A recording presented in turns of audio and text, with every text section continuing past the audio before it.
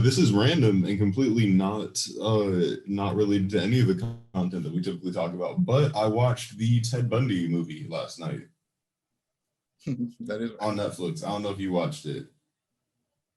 I don't remember what it was called, but I remember it was about Ted Bundy, and it was really, really. I don't know quite how to feel about the movie because if the movie's based off of the book that his ex-girlfriend wrote about dating him. And so like it was from her perspective. So I can understand why it didn't really like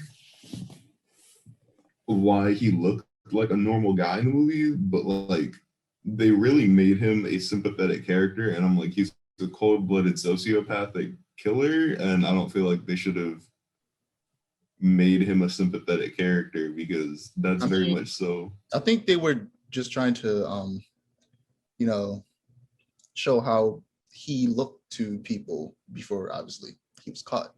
Because no, I fully believe that. I can fully agree with that. He was a normal person. I mean, you know, he wasn't walking but they didn't telling people he was a murderer, so everybody thought he was normal.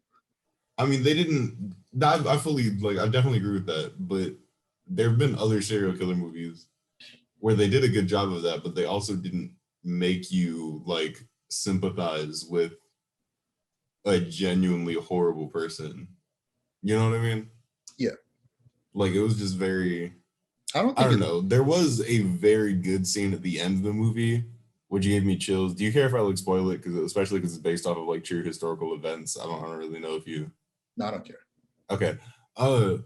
Where basically his ex-girlfriend goes to visit him like a couple of days before his execution, and she's like, "Oh, tell me the truth, yada yada yada," and he's like, "Oh, I'm telling you the truth. I didn't actually do any of this, yada yada yada, blah blah blah."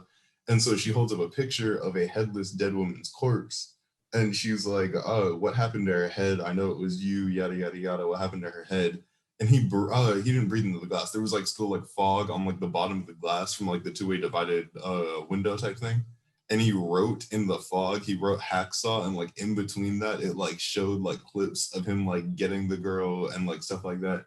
That was freaky. That was a really freaky scene. For me, I was gonna say how I feel like I don't mind them making him making him sympathetic in like the first two acts, but in the third act, I feel like it should get to the point to where it's like it should be a build up to them, you know, revealing how horrible of a person he actually was. They didn't do that. They didn't really do that. Like the I guess what they were trying to do was like save it for that last scene, because that last scene was really powerful because of the fact that it was like they hadn't shown anything like that until that moment. But they could do like Hannibal and like subtly hint at all of the horrible things he was doing throughout, you know, the movie, and then, you know, show it, you know, like show it subtly that way. When they show it in like graphic detail, it still hits, but you knew it was coming, and throughout the entire thing, you knew he wasn't a good person. Yeah, they didn't really do that. Have you watched Hannibal? I haven't watched the show. I watched like the first episode of the show. I didn't watch the entire thing, but I have watched Silence of the Lambs. Yeah, I haven't watched it in a minute. I probably should pick it back up. I'm in the middle of the first season. It's good. It's good. It's a good show. Yeah, I do like.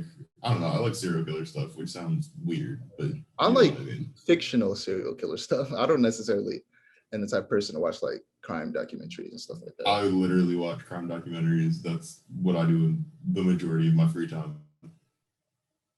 I'm very into crime documentaries. It's just interesting. All right. Anyway,